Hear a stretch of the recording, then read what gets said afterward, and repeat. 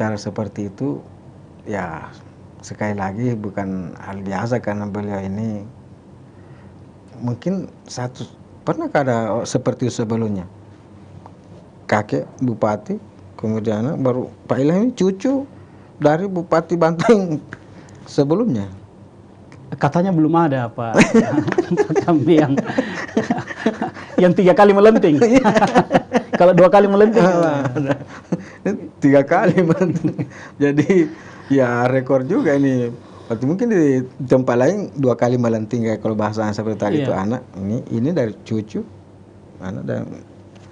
Iya, sebenarnya bukan hanya dari aspek kebanggaan, tetapi tentu akan menjadi beban kan. Kan menjadi beban, kita tidak mau bahwa generasi saya berikutnya itu hanya menanggung beban sejarah. Ya boleh dikatakan beban, tapi motivasi tersendiri lah lebih halusnya. Itu motivasi tersendiri. Nah memang kan kalau misalnya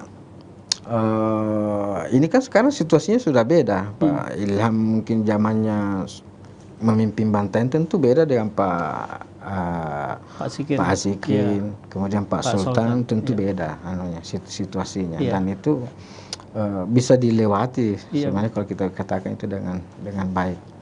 Itu karena sebelumnya kan Pak Ilham tidak berkarir di Banten langsung kan. Saya di Maros 20 tahun. Terpental-pental juga. melenting juga. Tidak langsung di Maros Banten situ. Apa yang kira-kira Pak Ilham menurut yang paling berbeda dari sekarang yang mungkin kan Pak Asikin kan masih ada, mungkin masih sering memberikan masukan-masukan ke Pak Ilham sebagai bupati? Kalau bilang masukan tidak, tetapi interaksi saya dengan Pak Asikin itu sejak dia juga jadi bupati dan setelah putranya jadi bupati, interaksi saya lebih dialogis, lebih. Waktu Pak Asikin jadi bupati kan Pak Ilham masih di Maros. Saya masih di Maros, tetapi komunikasi saya ya saling mengisi. Nah yang membedakan pasti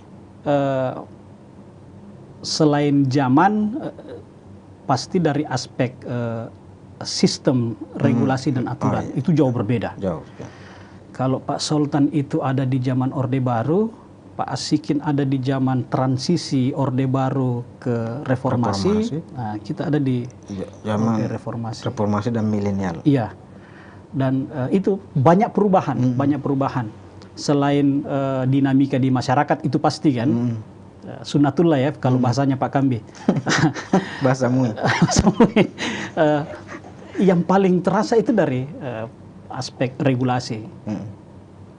Pendekatan mengkonsolidir, memanage birokrasi itu jauh berbeda dengan tahun kemarin. Pemanfaatan sumber daya baik yang ada maupun yang di dropping ke kita itu juga pendekatannya banyak yang berbeda. Yang paling penting tentu ya keterbukaan. Keterbukaan itu yang paling terasa. Saya juga birokrat di zaman Orde Baru. Saya birokrat di zaman reformasi. Yang paling membedakan itu adalah keterbukaan. Jadi akses informasi, tidak ada lagi sesuatu sekarang yang harus disembunyikan oleh pemerintah dalam melakukan kerja-kerjanya. Tidak ada lagi sesuatu yang harus ditutup-tutupi oleh siapa saja ketika dia beraktivitas. Nah, itu yang paling membedakan. Di satu sisi itu kalau positifnya itu sangat membantu, sangat membantu. Karena apa yang kita kerja ya tidak perlu kita koar-koar. Masyarakat merasakan, masyarakat yang membless, masyarakat yang membless. Khususnya barangkali di media sosial ya Pak Bupati. Media sosial. Kalau kita lihat ini kan saya sambil minum bisa Pak. Kalau begitu saya baca-baca dulu nih Pak. Sudah banyak sekali nih di YouTube kita ini. Ada yang kirim salam.